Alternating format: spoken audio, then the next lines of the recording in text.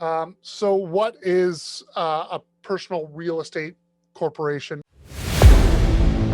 My name is Andrew Wall, and I'm the managing partner here at CPA for IT.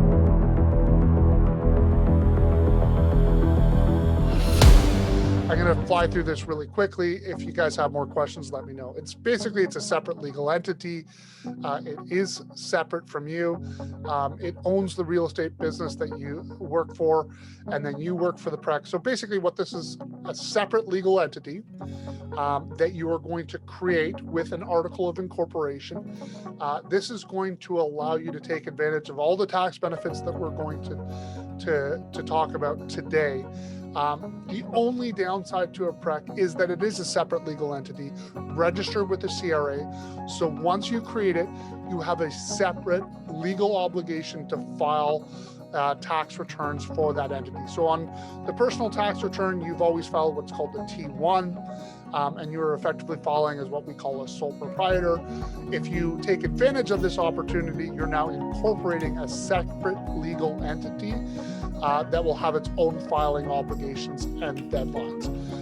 So the only real downside, like I said, is the cost of maintaining that new corporation or that new entity. And of course, making sure you file your taxes on time, because the worst thing you can do is, file your taxes late and pay interest and penalties to the government unnecessarily. And we do have one more question before I go on to holding questions. If I closed a deal in 2020 but don't incorporate, no, it would not be part of your incorporation.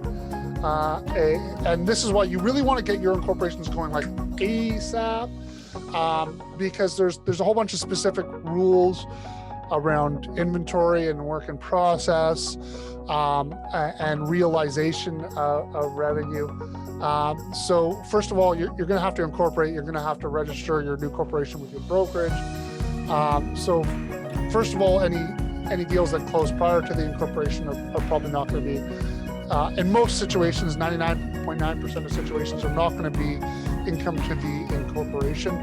In addition, there's supposed to be a whole bunch of allocations done based off of how long you have the listing for, how much work was done on that listing, like if it were done as under your sole proprietorship.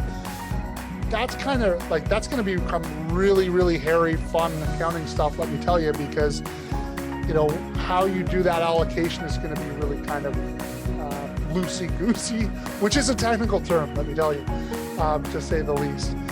So really important, if you guys do think that there's going to be a big advantage to taking advantage of the small business rate, income smoothing, all these great things, get those corporations set up as soon as possible, and get them registered with your broker ASAP, or your brokerage, as soon as possible. So those are really important facts.